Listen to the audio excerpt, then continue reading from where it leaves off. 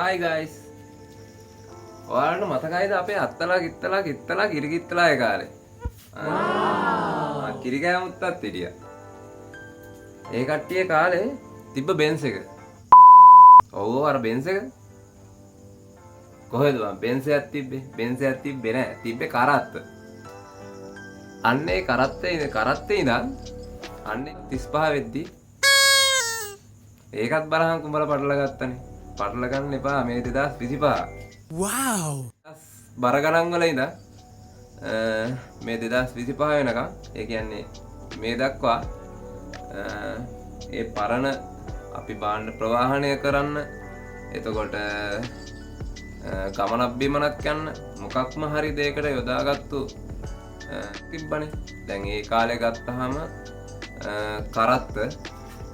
කරත් ඉඳන් අද 2025 මේ වෙනකම් දැන් නව තාක්ෂණයෙන් හදලා තියෙනවා. ඇත්තටම ගත්තොත් එහෙම හයි ලෙවල් එකේ මට්ටමට වෙනකම් හදලා තියෙනවා කාර් එක.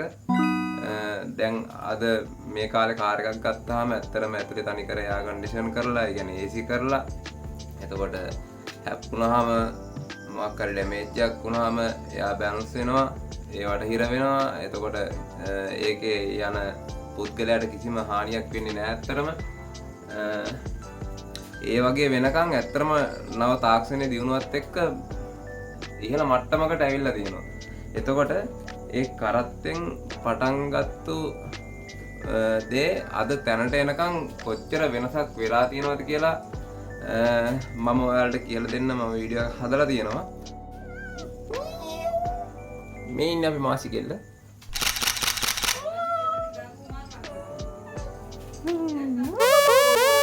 Hi කියන්න වාසි. Hi කියන්න. Hi. එහෙනම් මාසිත් එක්කන් අරගෙන අපි යමු අද වීඩියෝ එකට. Bye. Bye කියන්න. 3 2 1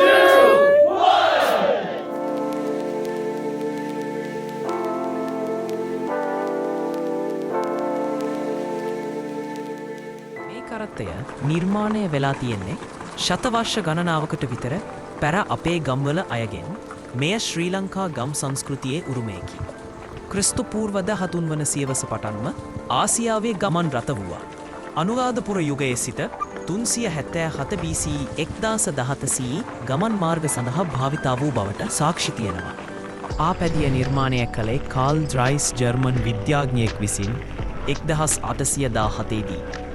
පසුව පියර් හා අර්නෙස්ට් මිචෝ යන ප්‍රංශ ජාතිකයින් විසින් 1860 දශකයේදී නවීකරණය කර ඇත. පළමු යතුරුපැදිය නිර්මාණය කරනු ලැබුවේ 1885 දී ගොට්ලීබ් ඩයිම්ලර් සහ විල්හෙල්ම් මයිබාහ් යන ජර්මානු ඉංජිනේරුවන් විසිනි. ඉන්පසු ඒ අදහස් පදනම් කර ගනිමින් 1903 දී USA වල හාර්ලි ඩේවිඩ්සන් සහ 1901 දී UK වල රොයල් එන්ෆීල්ඩ් සමාගම මෙම යතුරු පැදිය නවීකරණය කර ඇත.